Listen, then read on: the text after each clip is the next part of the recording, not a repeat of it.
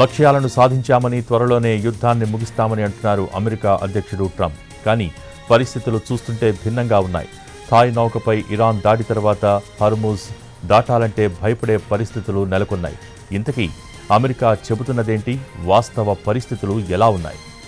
ఇరాన్పై దాదాపు 2 వారాలుగా America, Israel విరుచుకుపడుతున్నాయి. కీలక లక్ష్యాలపై బాంబుల వర్షం కురిపించాయి.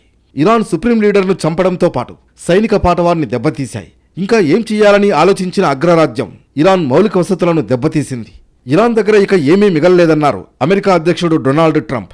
తాను ఎప్పుడనుకుంటే అప్పుడు యుద్ధం ముగుస్తుందన్నారు. యుద్ధాన్ని ముగించాలని అమెరికా అనుకుంటున్న పరిస్థితులు మాత్రం భిన్నంగా ఉన్నాయి.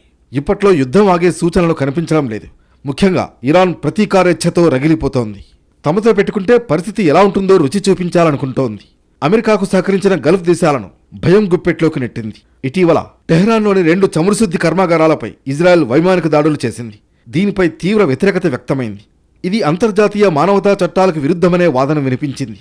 సైనికంగా దెబ్బతీయడం కంటే ఇరాన్ను పూర్తిగా నాశనం చేయాలనే ఉద్దేశంతోనే ఈ దాడి జరిగిందనే విమర్శలు వెల్లువెత్తాయి. ఇరాన్ కూడా దీన్ని తీవ్రంగా పరిగణించింది. అమెరికా సైనిక స్థావరాలు పెట్టుకోవడానికి సహకరించిన గల్ఫ్ దేశాల్లోని చమురు నిల్వలు, రిఫైనరీలను టార్గెట్ చేసింది. అబుధాబీలో గల ప్రపంచంలోనే అతిపెద్ద ఆయిల్ రిఫైనరీ అద్నోక్ రువాయిస్పై డ్రోన్ దాడి చేసింది.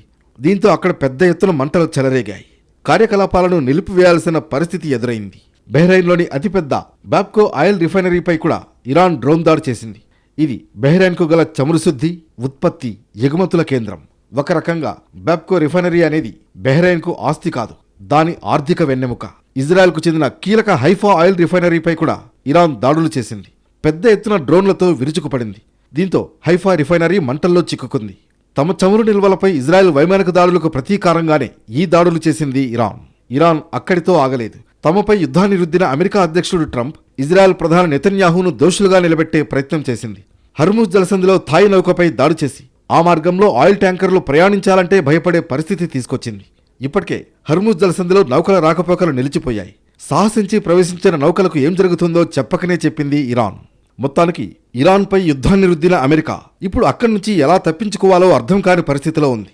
యుద్ధాన్ని కొనసాగించే కొద్దీ అది అగ్రరాజ్యానికి భారంగా మారుతోంది. పోనీ ఆపేద్దాం అంటే ఇరాన్ ఊరుకోవడం లేదు.